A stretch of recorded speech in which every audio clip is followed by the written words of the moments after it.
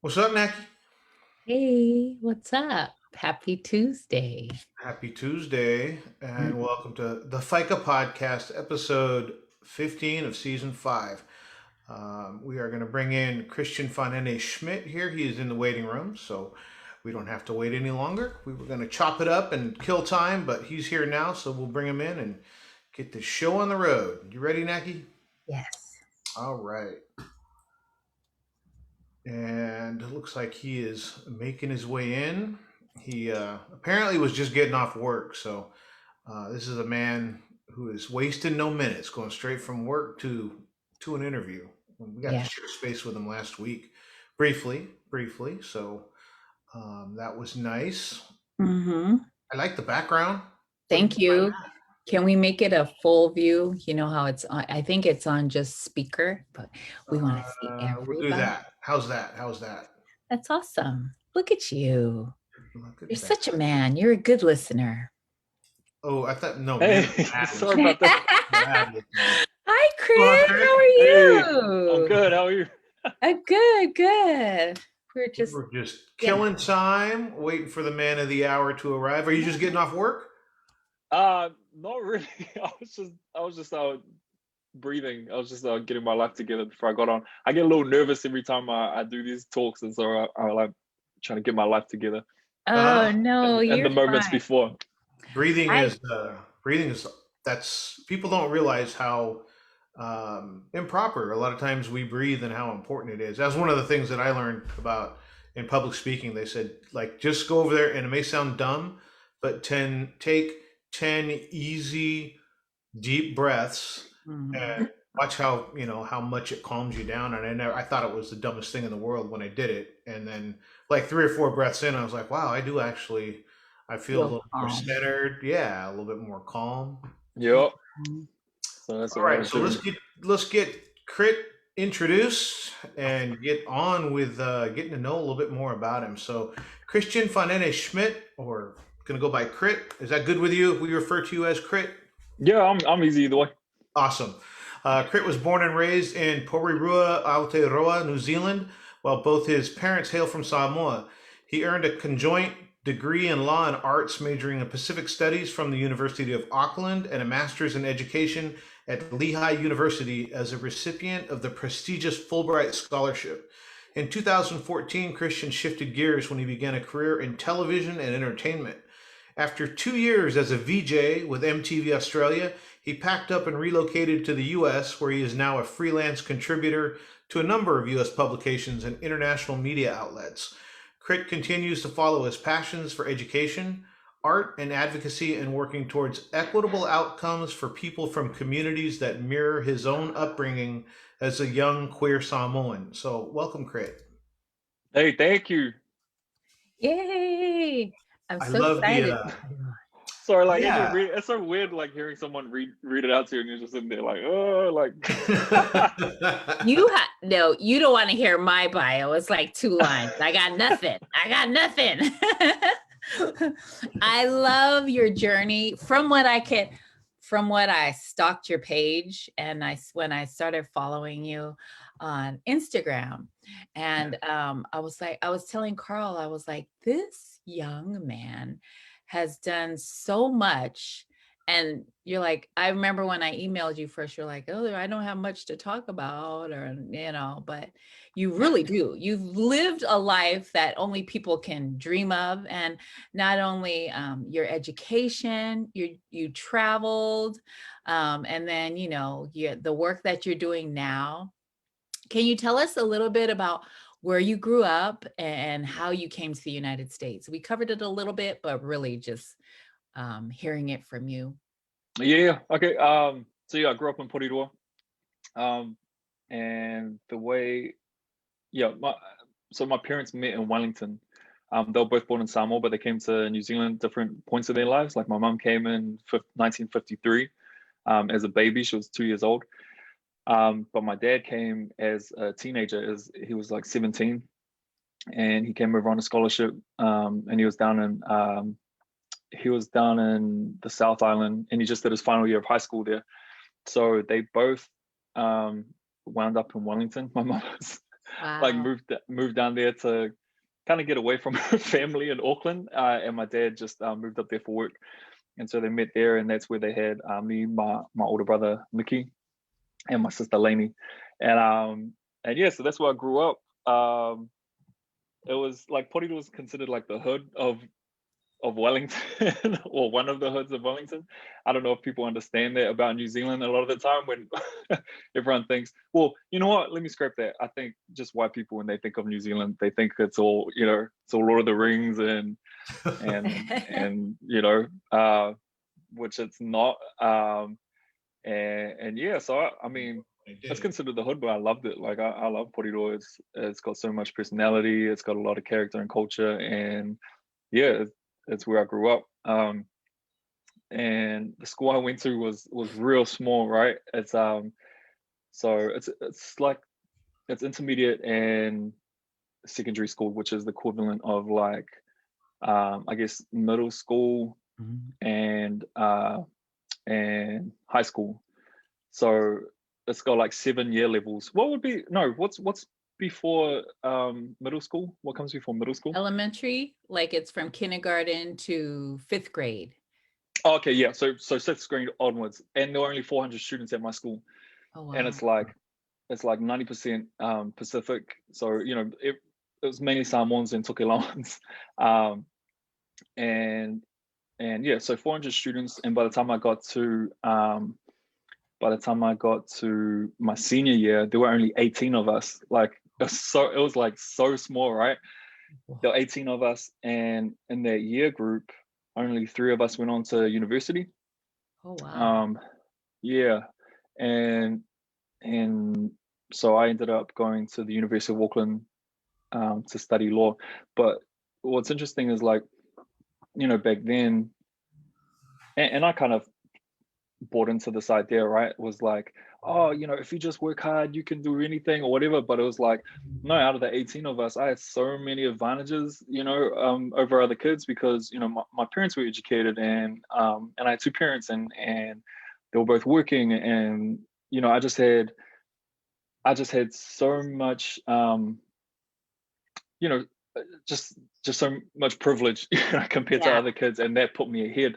And once I kind of understood that, it was like, yo, what is that kind of sparked my interest in the work that I've done for a long time. So yeah, I worked in Auckland. Sorry, I studied in Auckland, and I ended up oh my God, I hate talking about myself. Sorry, I just had to throw that out there. And I know, but we're so interested, and we love to hear about people's journeys, because somebody is listening to you that you may not think, but somebody like listening going, if he can do it, and it's someone that looks like me, someone looking like me went to, graduated from college and, Work moved at across MTV. the You know what I country. mean? Right. Like, those are things that everybody knows what MTV is. You're a little young to know what a VJ is, because way back when MTV first came out, they played videos and music, and a VJ was a video jockey that played videos. Now MTV, for the last time I checked, it was all reality shows. But real quick on the thought that it's pretty easy to do the math, because you had a really small graduating class. So 3 of 18 went to college. That's like a sixth, a little less than 20%. Is that normal in terms of Samoans or Pacific Islanders going to college? Like is it like a 5th or a 6th, or is there a lot of, because just an example, we went to Samoa a couple of years ago, and we were meeting doctors and people from New Zealand, like just right and left, and it was like. And it maybe had been skewed or just who we met, but it seemed like there was a high level of education. The people, at least the Samoans that we met that were from New Zealand, do you know if there's a high percentage of Polynesians or Samoans that are going to college in New Zealand? Oh yeah, no, there definitely are. And there's like so one of the programs that I worked in as I was studying, right? I was studying law, but a lot of my learning took place outside of the classroom, and one of the programs that I got quite involved in is called MATES. It stands for the Mentoring and Tutoring Education Scheme, and we went on to low decile schools, which is considered like out here, I guess. Well, I mean, they're just considered like the low socioeconomic schools. Like schools are ranked on a scale from 1 to 10, like 10 being the highest. And like, for instance, my school that I went to was a decile 2 school. And so we'd go to schools from like decile 1 to 3 and kind of work with the seniors there who had the potential and the kind of desire to pursue, going to college. And yeah, but even aside from those schools that we'd get a lot of kids coming through, whether it was to the University of Auckland or to whichever institution they wanted to go to. But aside from those schools, like the higher the decile, like you had more and more Pacific students coming through. I mean, University of Auckland, there were heaps of us. Like, you can't go anywhere without bumping into a brown face out there, which I loved. I really like that. Sounds Auckland's awesome. yeah, like it was cool. Like when I think about all the associations, and because I got involved in every association, like I was going to Tonga, like with TAUA, which is like the Tongan Auckland University, association. I was going to New Caledonia with the Pacific Island Students Association. Like I had a lot of fun, and with the associate, I was traveling all around New Zealand. So yeah, it was cool. Like and you kind of take it for granted until you meet people who went to other schools, and even within New Zealand, right? Auckland's the biggest Pacific city within New Zealand, and then you go to other schools and it's like, no, it's not the same. Like we had our own space, like a whole floor of one of the main commons buildings that we had to ourselves to hang out, much to the disdain of a lot of white students that we had this space. And there was always stuff coming up, and like the university magazine saying, why do they get their own space? And same with Māori students, they had their own space too. But yeah, we're just really we had a lot of resources at the University of Auckland, I'd say, to help us get through our degrees here. So, oh my god, I think that's just different from the the US. It's like, as we talk to doctors and medical students, they talk about how, one, it's rare to see Pacific Islanders in school, and then the further they go, the higher they go in school, the graduate, the doctorate level, postdoc, all those kind of things. The higher they went, the less likely it was that they ran across any Pacific Islanders. And so to hear this kind of talk, where there's a country where the Pacific Islanders are being educated, they're the ones that are in the college. It's a really interesting concept from the United States, because when you go to when I went to Sac State in the 80s, I think all the Pacific Islanders that I saw or that I knew were playing some kind of sports. It was a football team or those kind of things. But to hear about that kind of being just a normal way of life, to see Pacific Islanders in college, it's exciting. Like Naki and I were talking about, wow, we got to get to New Zealand to see those kind of things. Does it strike you that it's different? How different it is here now that you're in the U.S.? Were you surprised by how different it is, or was it kind of one of those things you're like, oh, maybe I took that for I took the things that I saw for granted while I was growing up in New Zealand? I think it's a couple of things. Like, well, first I want to say, even though there are a lot of us at, in the university, like we're still underrepresented, right? And there's still like a long way to go as far as retention rates and attrition and things like that. But I think I was always kind of aware, because I have family in the US. Like my mum's brother, his kids came up through high school and college in California. So I always kind of had some idea of what the experience was through them. And it's interesting because, when you brought up athletes, right?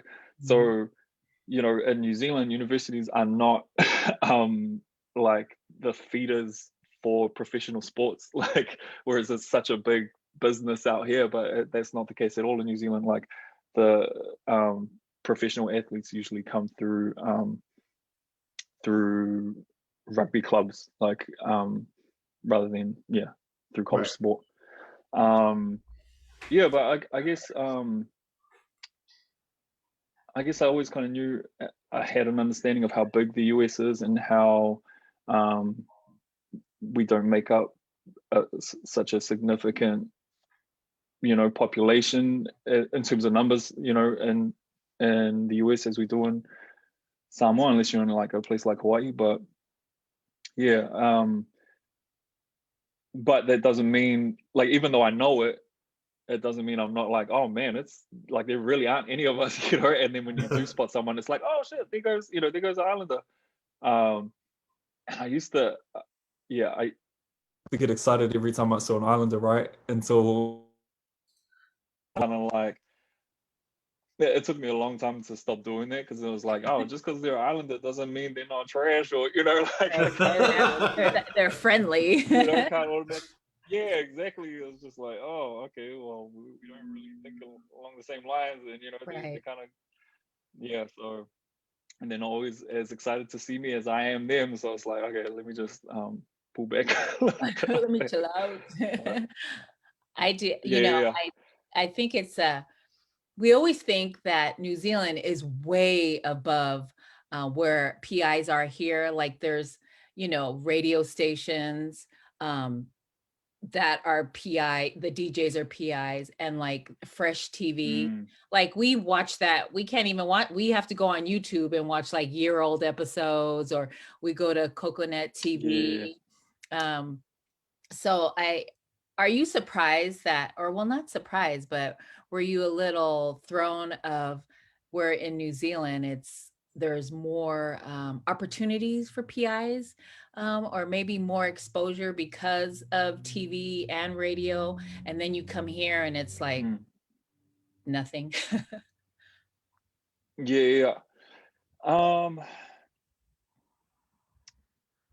I think it's, I don't think it wasn't as much of a shock going back to, well, also because I spent a lot of time coming back and forth as well. Okay. My mum would bring us over for holidays and stuff. I guess, I'm not surprised by it, but at the same time, like, I can see how it's growing, like, especially in the US, and I've seen how it's kind of you are starting to see a lot more Pacific representation.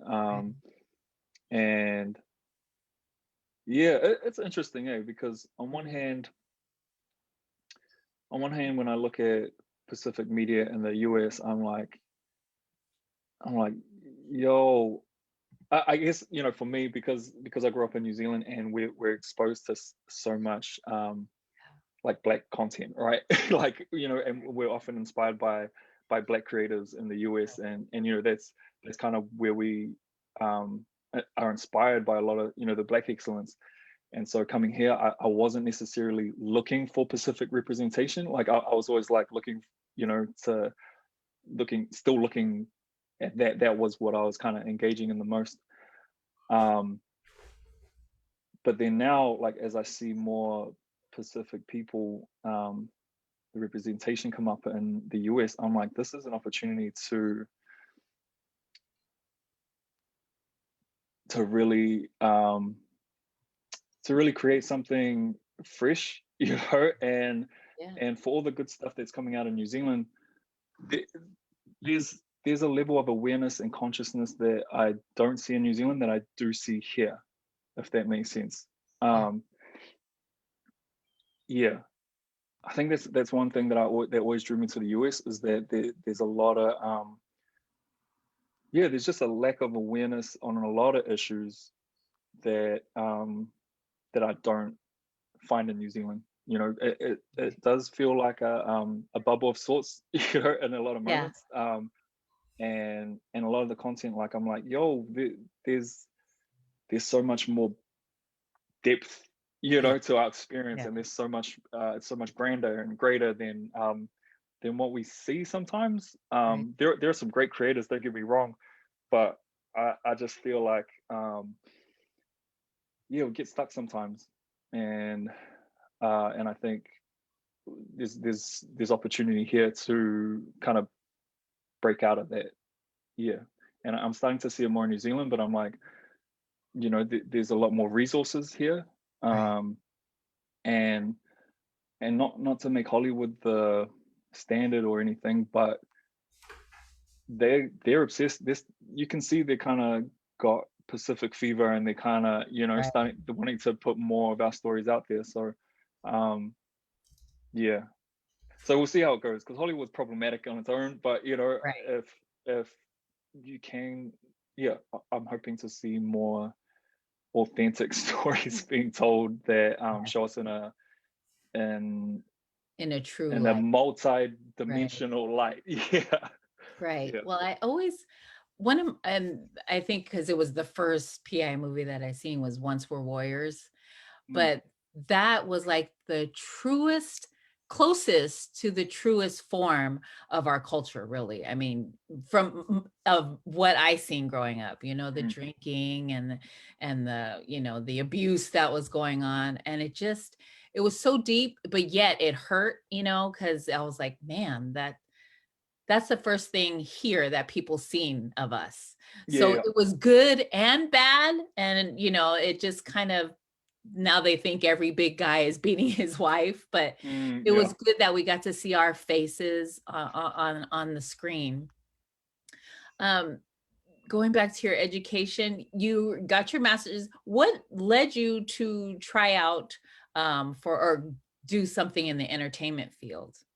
Oh, I guess because I always had, like, I always, I don't know, I just like to have fun and entertain my family a lot, you know, and I had family and friends who kind of, you know, who act and sing and dance, and I was always surrounded by people. And I think in the States, when I was out here, I saw how close it was to me. And you know, when I'm like, oh man, my friends are doing this, why can't I do this sort of thing? Right, So right. it's always something that I wanted to try out at some point, at one point or another. Like, I used to dance back in the day, um in my younger days.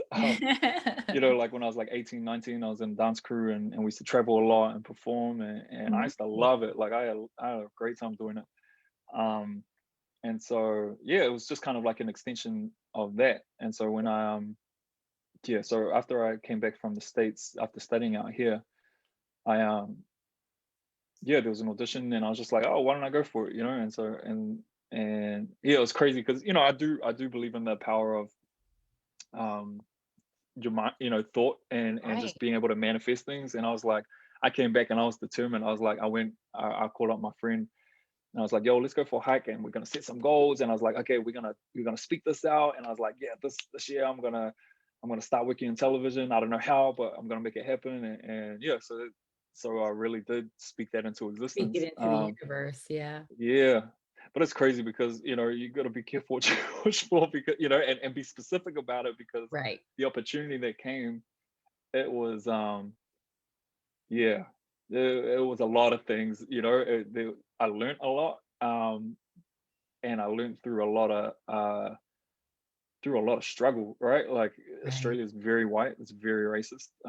Not to say New Zealand isn't, you know, it's got its own issues too, but Australia is like when we talk about Pacific representation in New Zealand, right? You do not have that in Australia. Australia. You do not have that kind of progressive, um, yeah, just presence at all. And so Yeah. um, I struggled out there. I struggled to have my voice heard. I struggled to just be seen and recognized and acknowledged, and have my intelligence, you know, acknowledged by the people I work for within that organization. And yeah, it messed me up. It messed me up pretty bad. And Right. but you know, you have to go through, that's life, right? You go Yeah, through these yeah. things and you learn That's through your them. And lesson. That's your yeah. lesson. So And going so back to the speak it out to the universe thing, Naki and I are huge believers in that. We've seen that happen to us. mm, Speaking things into existence, being careful, being specific, because when you yeah. say things to the universe, you got to be specific. Yeah. But you know, the example, like with my wife, there was a point where I was like, I just don't like my job, like, and I love the company. There was just a period I was going through with the supervisor that I had, and I was just like, man, I can't stand this job. Mm, And my wife's like, be careful, because like if you got fired tomorrow, the universe would be giving you what you want. All you're saying is you hate the job.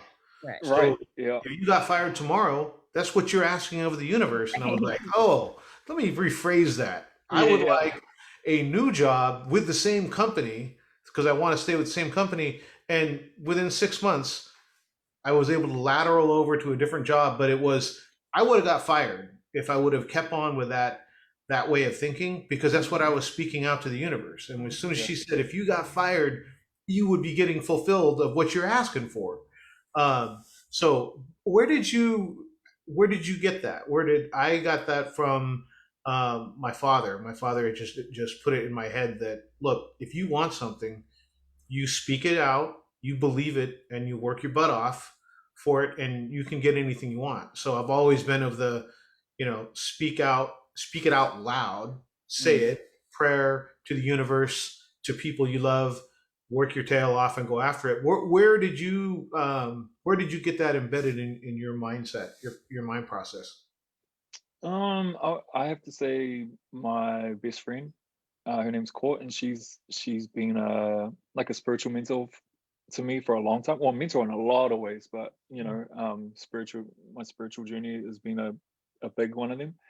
Um, and yeah, we have conversations about about a lot of things, but she really opened up my mind. And I grew up Catholic, both my parents are Catholic, and but something wasn't clicking in the church, especially as someone who's queer and Mm. who felt like there was I know there's a lot of homophobia in the church, right? And I wasn't even thinking about that on that level, but just just the idea that we just seen God in a more expansive way, I should say. That Yes. definitely she was a big influence in that, yeah. But in saying that, my mom is quite she's quite, I want to say, progressive, and she's quite liberal when it comes to beliefs and just faith in general. She's not, although both my parents were Catholic, very they weren't like so Conservative or yeah. conservative with Yeah. like to the point where they never forced us to go to church or anything like that. Like they were very easy about it. They just like use it as a guide to kind of help you on your way and get your morals and stuff, but they didn't kind of drum it into their heads. If anything, I was the one who was like forcing myself to go because I was like, man, I gotta find forgiveness for for the way I am, like just for being gay or for acting out on Yeah. and for hooking up or whatever. That's where I was kind of really like, I got to go every week, and this is why, and this is how I'm going to stay a good Catholic, or this is my key to heaven, right? Like that was often what was driving my attendance to church. Really was that reprieve, that weekly reprieve, and feeling like I had something to apologize for, I guess. Right. But my parents were never the ones pushing that. I'm going all over the place. No, you're fine. You're fine. I would. Did you, growing up, did you have a hard time coming out, or did you always know? And obviously, you were struggling within the religious form, because what is put in our head, right, at a young age, what we think is right or wrong, and so did you Mm, have a hard time coming out, or was it just not? You know what I mean? Like, yeah. did Oh you no, struggle? Did you yeah. not? Or? No, I always knew I was gay, but I didn't come out. I literally didn't come out until my 30s, like until like I moved to LA like 2017. That's when I came out to my family. Awesome. So it's very like, I mean, God, 2017 I would have been 33, 32.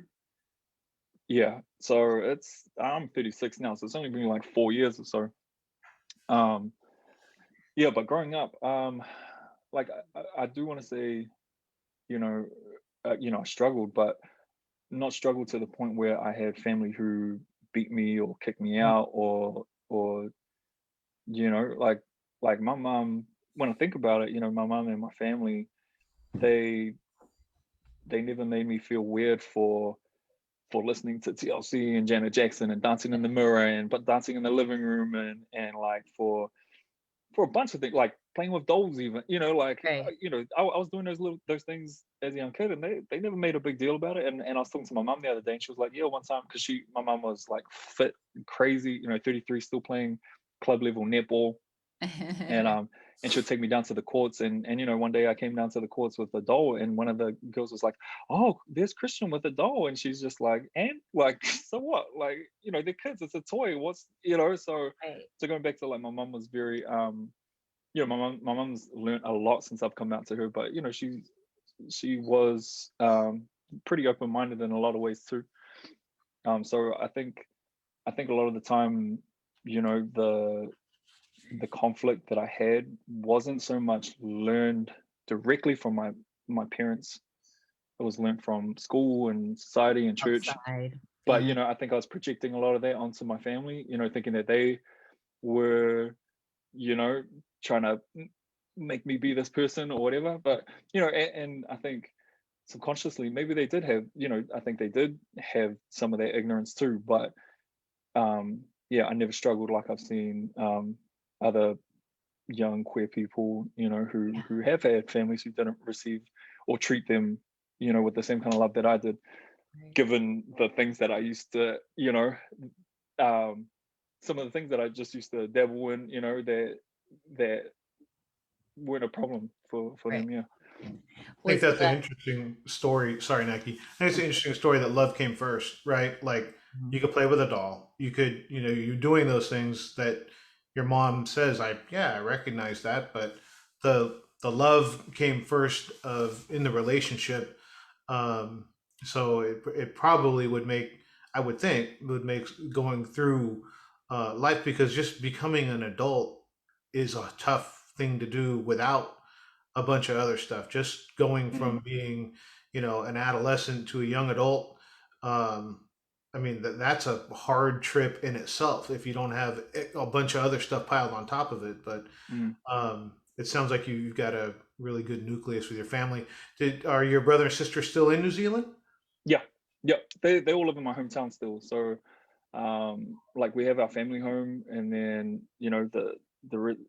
like everyone's like within a 10-minute walk from each other. So it's oh, not, yeah. So that's it's awesome. yeah. And Porirua was it's only like, oh god, let me not get this wrong. I want to say like between 1 and 200,000 people. So everyone kind of knows everyone. And yeah, uh, they, like, my sister's very involved in the community. Like her kids go to the high school we all went to, and my mom, back in the day, my mom was coaching teams and teaching like aerobics and stuff like back in the day, and she still goes Nice. up to support the kids and their prize givings and things like that. So yeah, I love my hometown. It's yeah, it's home. Yeah. Do you get back often, or well, I know No, with I the have, pandemic, you yo, right? yeah. I'm waiting for the vaccine to roll out back home, and hopefully my mum will be able to come out. I can bring her out, and hopefully she won't have the quarantine going back, because right now it's a 2-week quarantine at your own expense, which is like $3,000. I'm like, yo, I can't afford that. Like, Right, right. I so can't just help you. waiting. I can't help you. Yeah, I'm like, I'm gonna have to see you at Christmas, but I think, yeah, just fingers crossed things roll out quickly, and that policy, if you are vaccinated, that they reduce that quarantine time, because I think they can do it. Well, speaking to one of my friends who's part of the task force in Manukau, which is Auckland, where the international airport is, like, that might be an option, just reducing it to 3 days, where you just land, get the test, and then once it's negative, then you can kind of leave. That, yeah, hopefully. And using I I'd have to say that prime minister did a great job of Mm, shutting everything down and getting the numbers down to zero, right? right. 'Cause Yeah. I'm so envious of everyone there, and I know that, it in the United States, you can't do that. But for her she did a kick-ass job, because Yeah. I'm watching festivals go on, and I'm so envious that people are they're gathering with no mask, and I'm like, man, she did such a good job there. Yo, like one time, like, because recently there was a community case that came up, I think last month, or within the last month, I And seen they're that. like, Auckland, you got to, like, we're now going into lockdown for 3 days. And everyone's like, oh, be strong. If you know someone, check on them. I'm like, yo, I wish we could have, like, check I on each know. other for a 3-day lockdown. Like, Yeah, that oh, video came out of the rugby match, and the stadium's full. And I'm looking at the video on YouTube, and it says 2021, and I'm looking at and I'm thinking like the yeah. date. Like I couldn't conceive. I kept looking at it, going, "That's the wrong. That's like when they released the video, because that's not Yeah, now. yeah. Like there's not a stadium full of people watching a rugby match now." And I probably watched 5 minutes of it before it finally like sunk in that Clicked. no, Yeah, this is them right now today. Yeah. yeah. Well, That's in saying crazy. that, though, there are people who are gathering, there are states that are having full-on games with full True. stadiums. True. Yeah, it's not California. Yeah, but damn, like, people out in these streets. So you're the one in the family that not only left, you left and went all the way around the world to end up in LA. So has it been any kind of a? I mean, you were already pretty well traveled by the time you got to LA. It wasn't like you just left your hometown. But was there any culture shock going to Los Angeles? Mm, I don't know if it was a culture shock, but I definitely got caught up. Like, so on that level, like, I wasn't as grounded as I thought I was. I was like, oh, I'm gonna be all right. But I think a lot of what draws a lot of people to LA, and what drew me to LA was, you know, oh, I wanna be famous, and I wanna be rich, and all these things, and it had nothing to do um with a real, like, purpose. Like, it had nothing to do with anything that fed my spirit, I should say. Let me put it that way. And so, yeah, I was lost, and I think that speaks to the fact that I was already lost in a lot of ways.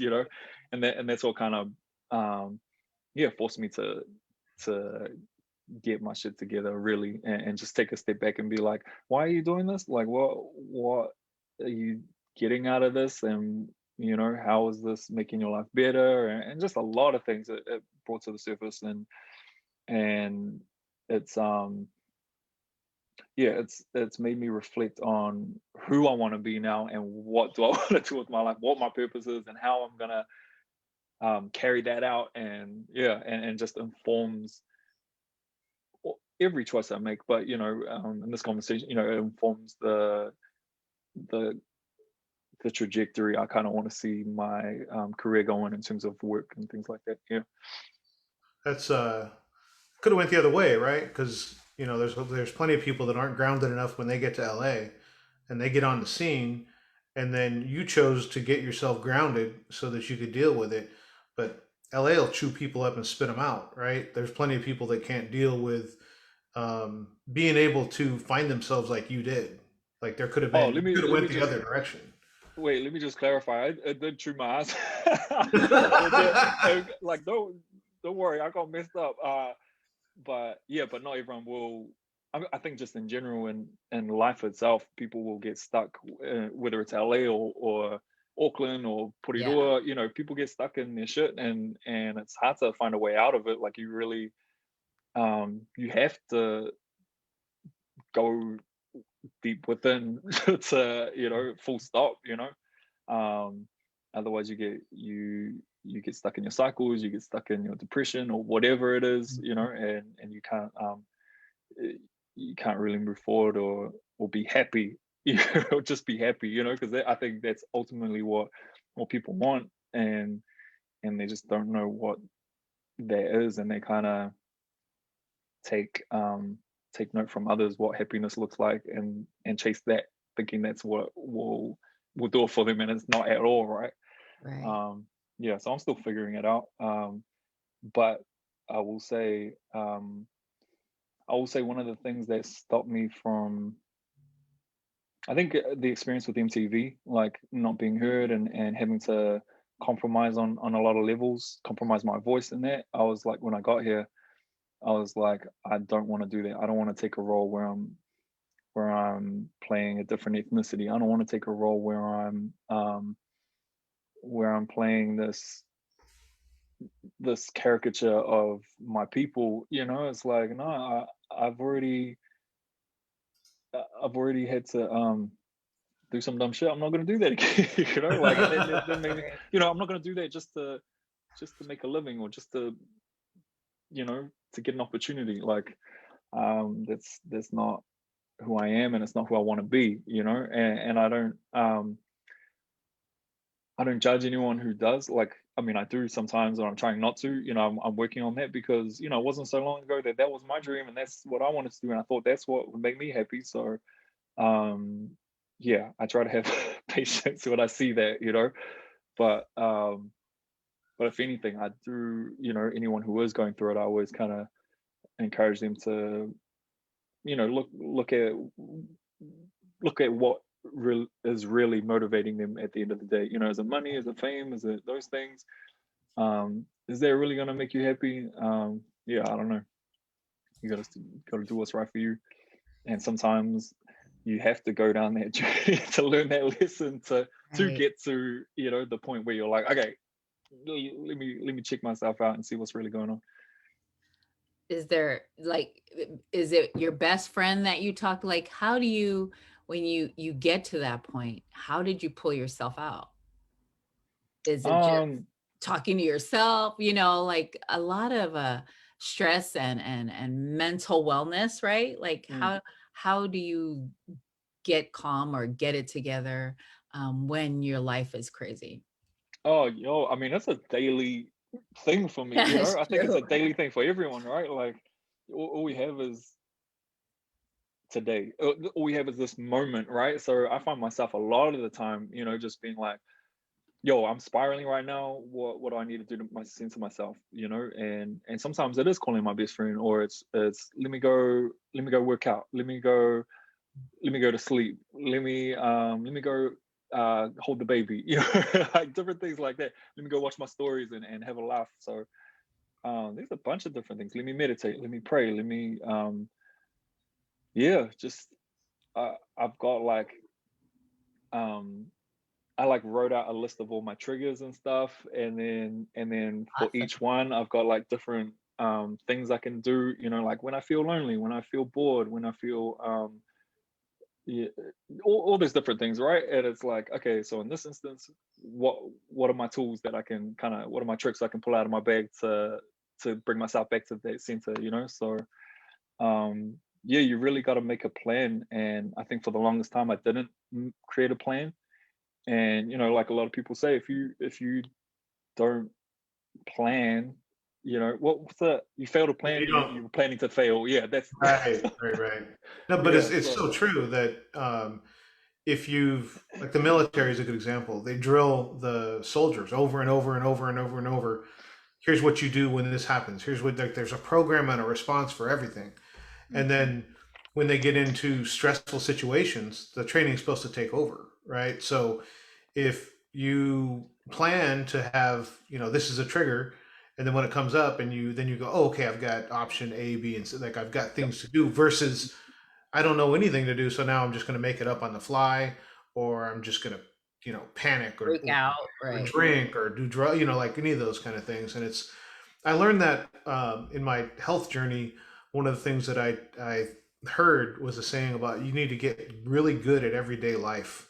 So what does everyday life look like? And then when you said that's an everyday thing, like, that's not a, I pull myself out of, this and that. I can pull myself out of low spots all Mhm. day long, or I can not deal with it and end up in a lower place and a lower place and a lower place and have a crisis after a couple months, because Mm.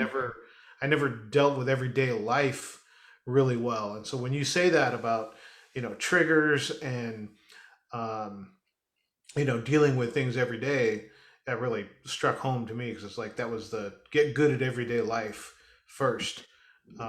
So if you're going to be around a person that triggers you, or you're going to be in a situation that causes you stress, um, those kind of things.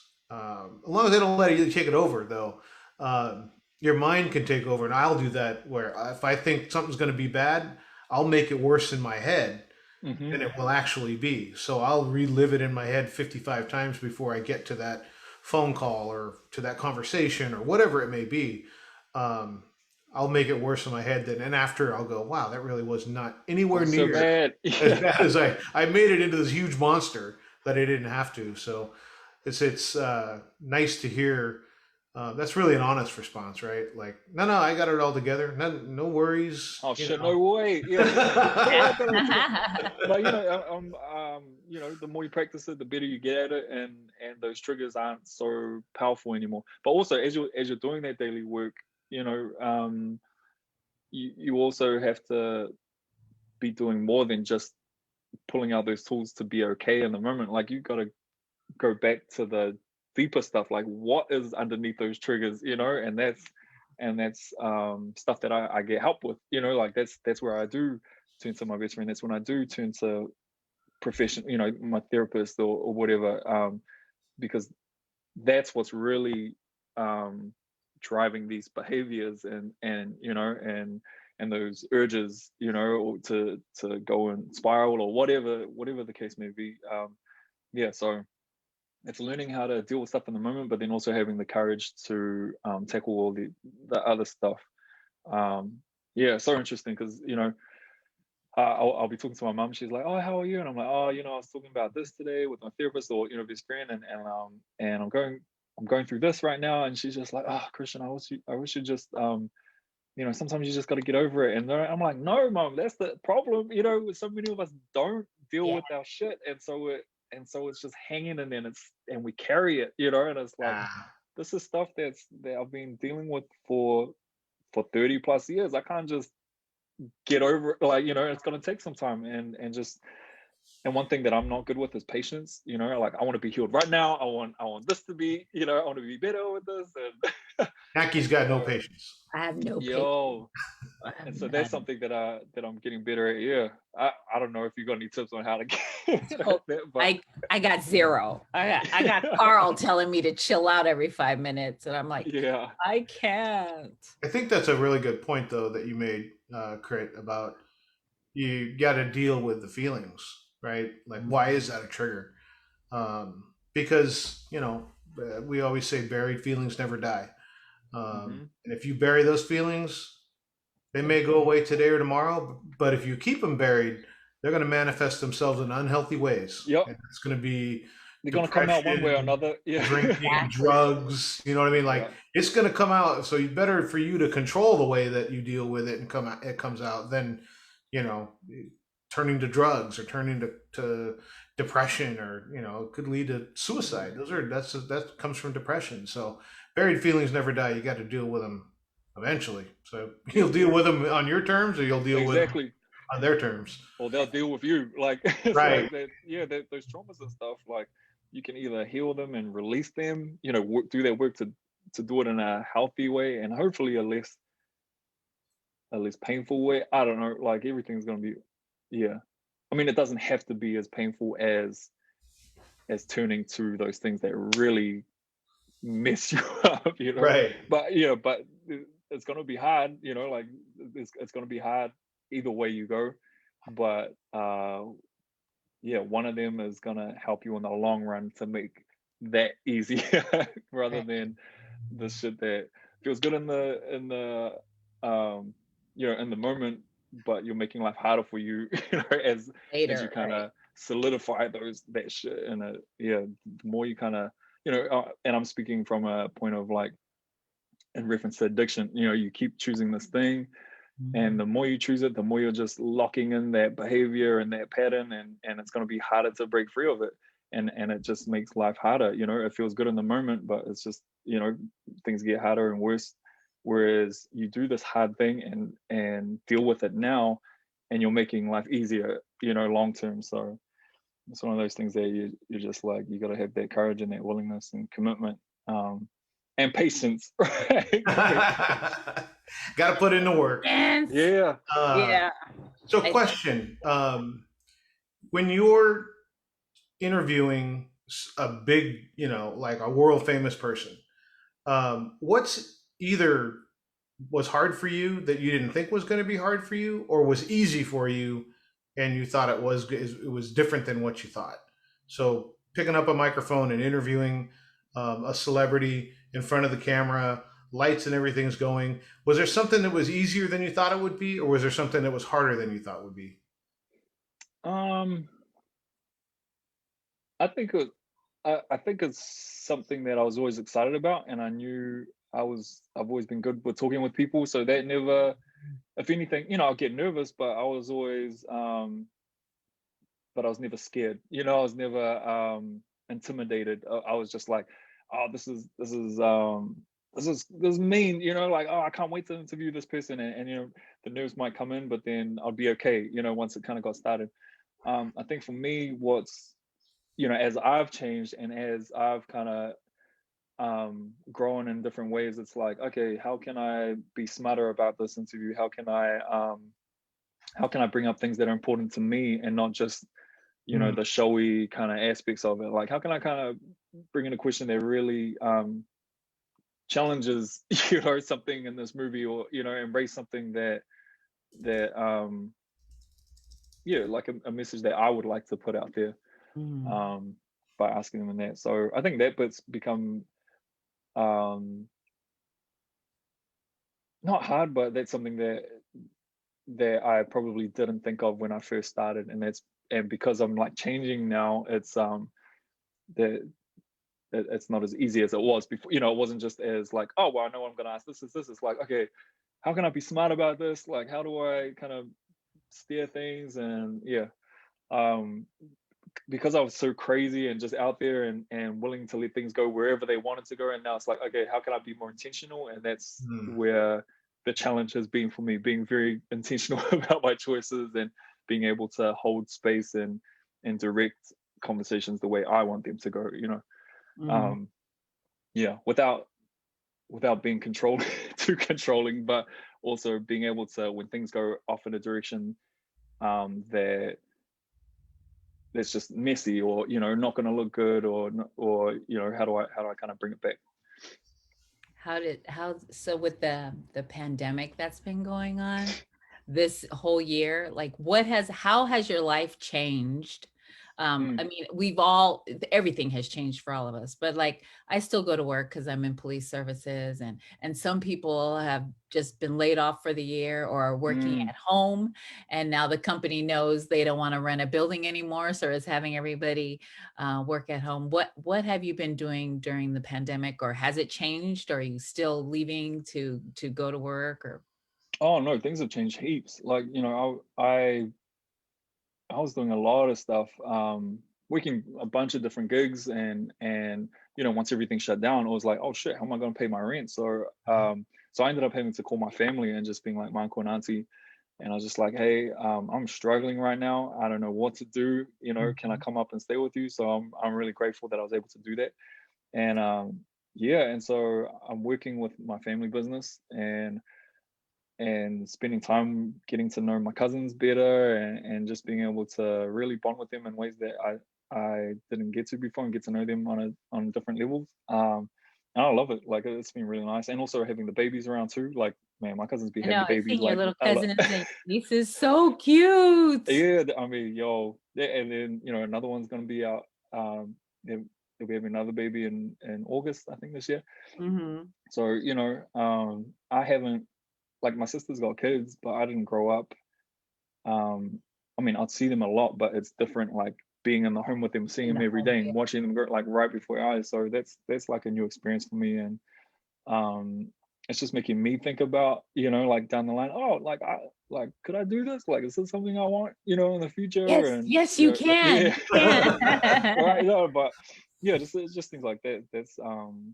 That's been a big change for me, especially being Yeah. in LA, where I do have family that I see, here and there, but living with family is such a different experience. It's an experience I've missed, I think, Yes. that I'll be missing, that kind of connection, and having um just having a warm, caring environment, Right. and having that stability, I should say.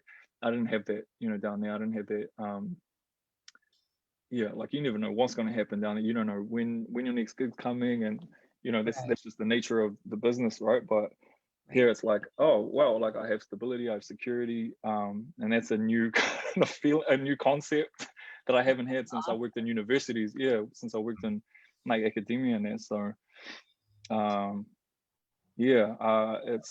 it took some adjusting, I will say. But now that I'm kind of more settled, and it's like, I really appreciate it, and I'm a lot more grateful, and I can stand in that a lot more. Yeah. And then so I know I'm very fortunate, and a lot of people don't have that, so I try not to take that for granted. Because it's hard out there, Oh my God, yeah. especially in California. It is Mhm. crazy, Yeah. crazy. I was born and raised in San Francisco, and I can't even afford to live there. I had to move out, like an hour out of the city, just because I can't afford to live in the city that I was born and raised in. Yeah. But what the pandemic has done for me is before the pandemic, I was go, go, go, go, go. Like we were traveling and work, and I would come home late and go to sleep and wake up early and go, go, go. And I would get home like 11 p.m.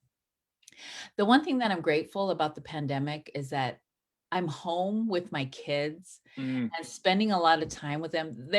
I have one that's 13, but my other kids are adults pretty much. And this past year, I've got to spend a lot of time with them and really get to know them, know them. And I was like, man, this is what I've been missing. So it's forced me to slow down. And I think after the pandemic, I will slow down a little bit.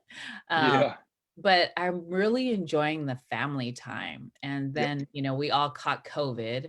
And so we were really forced to stay home. Has your family got vaccinated, or are they interested in getting vaccinated? I know you did, or did you have a struggle with whether you were going to get vaccinated or not?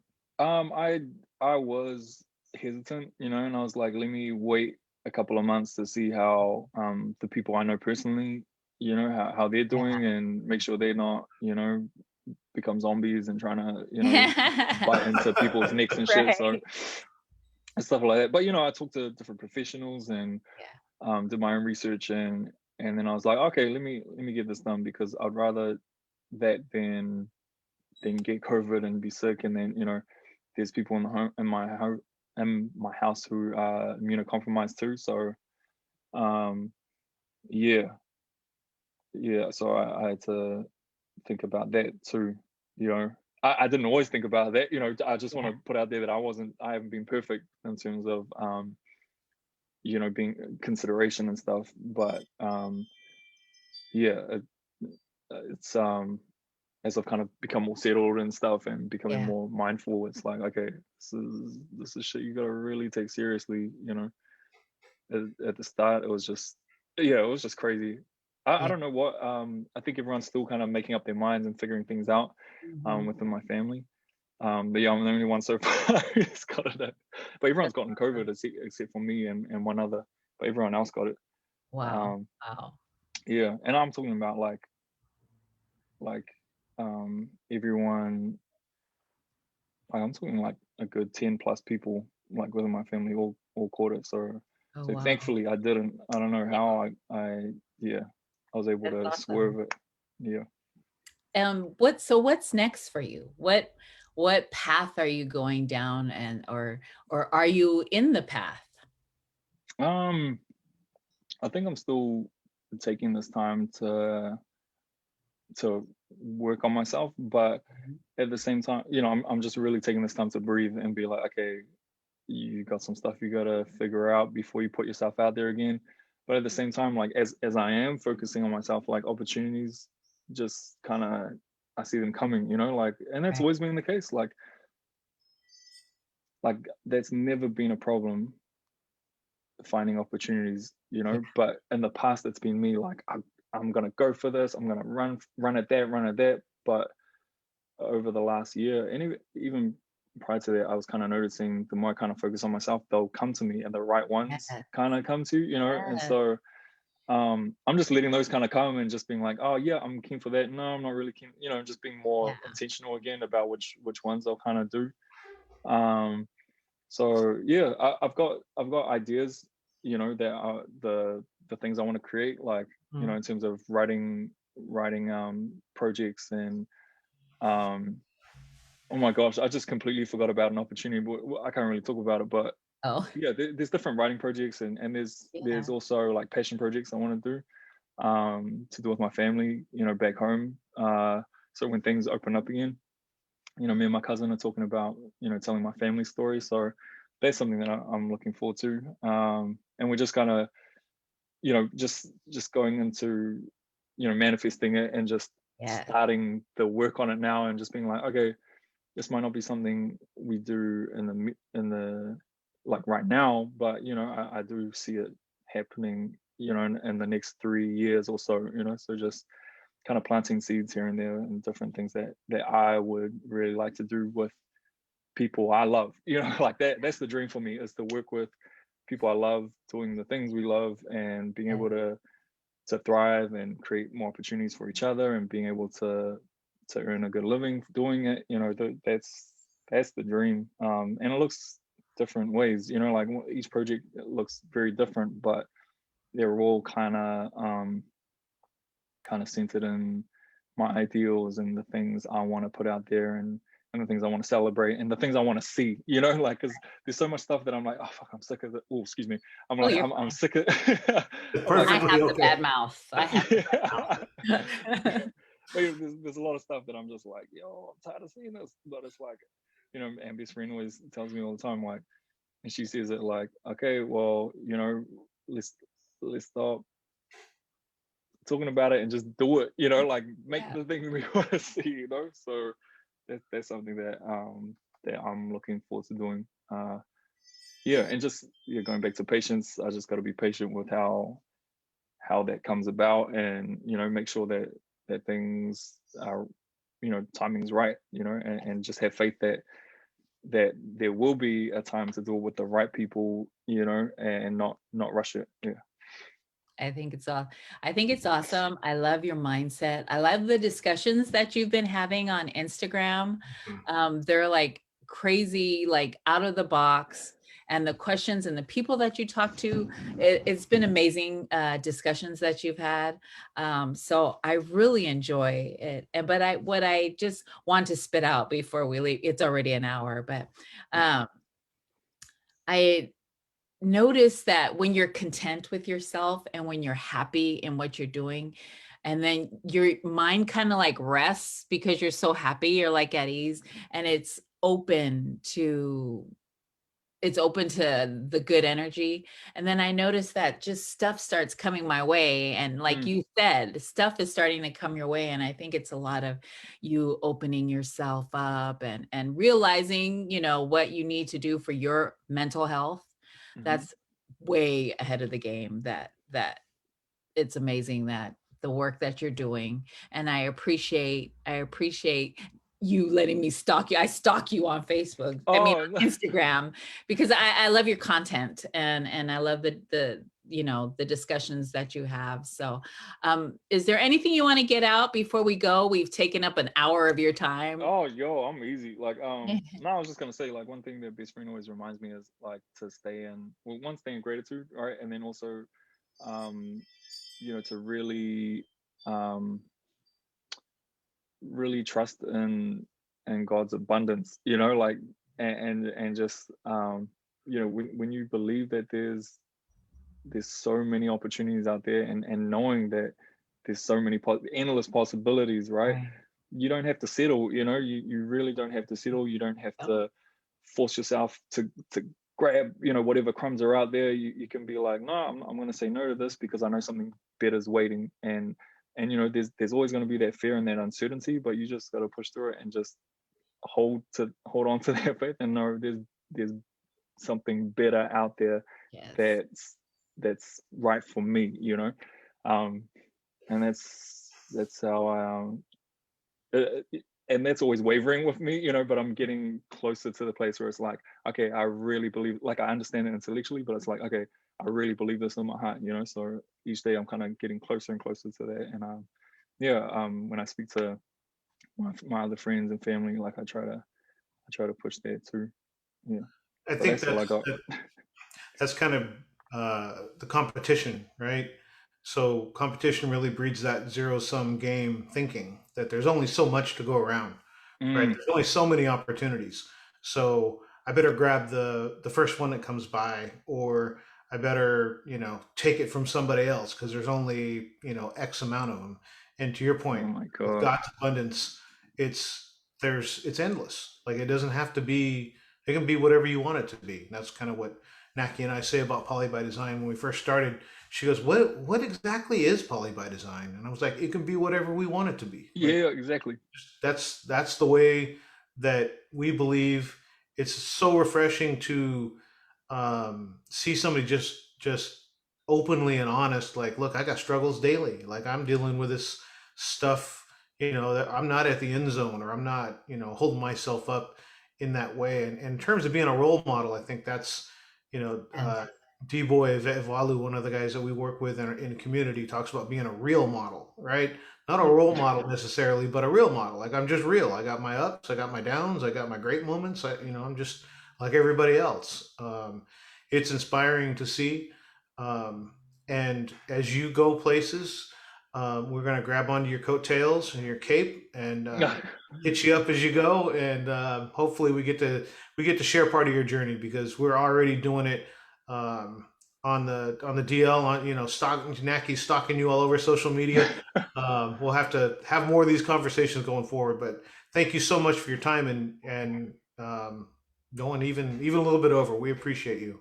Thank you No, I so really much. appreciate the opportunity. Yeah, thank you guys so much. And I love that that you're doing this, like you really just, that whole idea, like, oh, what's this supposed to be? It's like, well, you're just doing the damn thing, and that's Yeah, that's the yeah, that's I the know. often the hardest part, and then it just kind of comes, everything just kind of builds from there. So I love that, what you guys are doing, what you've created, and creating the space for for people to come and have these conversations, and hopefully, for me it's always like, as long as one person, is moved or affected by Right. this, then that makes it worth it, like. That's it. That's it. Thank you so much, Crip, for your time. God bless your journey. And we appreciate you. Thank you so much. Follow him on Instagram, everybody. What would Crit do? What's his Okay. handle? What would Crate do? Yeah. Awesome. Good night, Thank All right, everybody. see you guys you. later. Bye. Thank you so much. Thank you.